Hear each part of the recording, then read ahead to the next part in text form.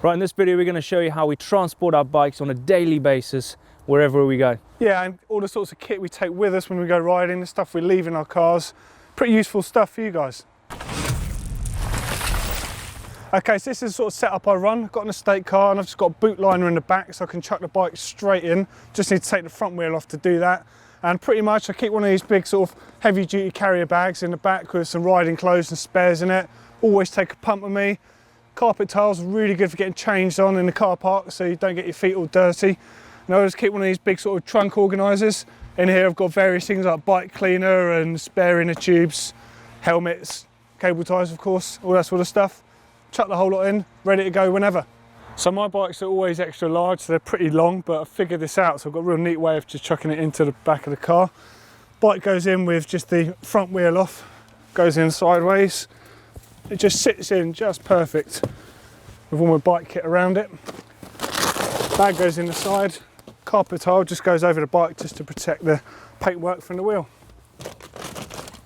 And good to go. So that's how I travel with my bike. Onto Blake's little setup now. His is a bit different. He's had to customise his little 4x4 just to fit his bike in. Like Doddy said, yes, I have a small vehicle that I've modified. It's a 3-door SUV, it's a little 4x4. What I've done is modified a little bit. I've removed the rear seats, so it's just a 2-seater. So I can get as many bikes in there. I can fit 3 bikes in there, but not necessarily need to take 3 bikes as myself and a mate. So I can fit 2 bikes in quite comfortably. And a bit of gear. I don't like to travel quite so heavy as Doddy, but I've got my riding gear, my pads, my shoes, extra clothing, my camera bag, my helmet, and my bike. I like to tie it down with this little strap, like this, around that tube. Just gets it nice and tight in there. Like that. That's not going anywhere. Tires, helmet, clothing, 2 pairs of shoes. Protection.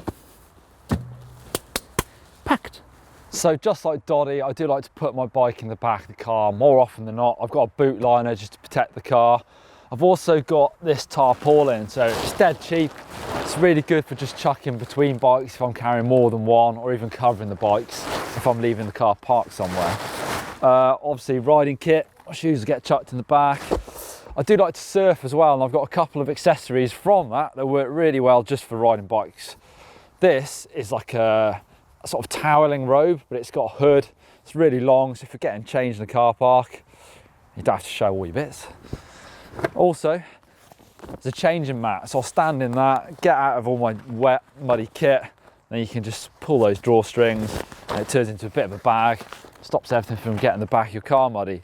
Also got a couple of bits tucked away, spare set of socks. Quite often I forget to take some with me and I get wet feet when I'm riding, so I like to keep them for travelling home. Got a bit of a cubby hole under here where I keep a big track pump.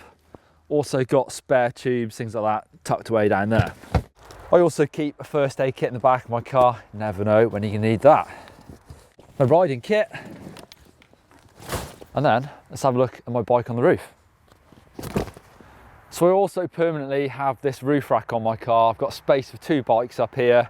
So I've got a big dog and a little man. So if I have a child seat in the back and the dog in the boot, then obviously I don't have space for a bike, so the bikes go on the roof.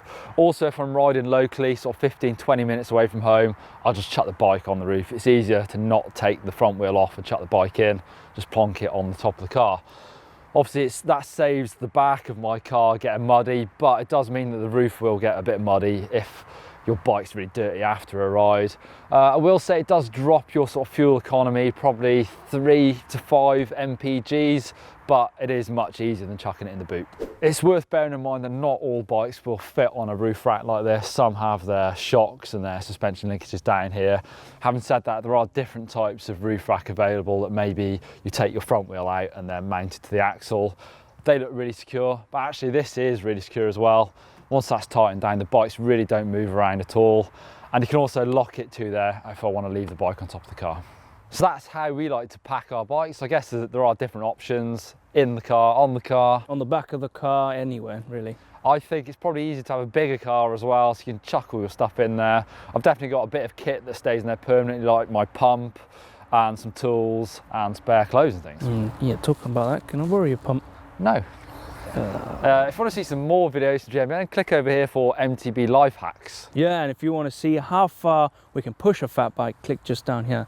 Click on the logo to subscribe, give us a thumbs up.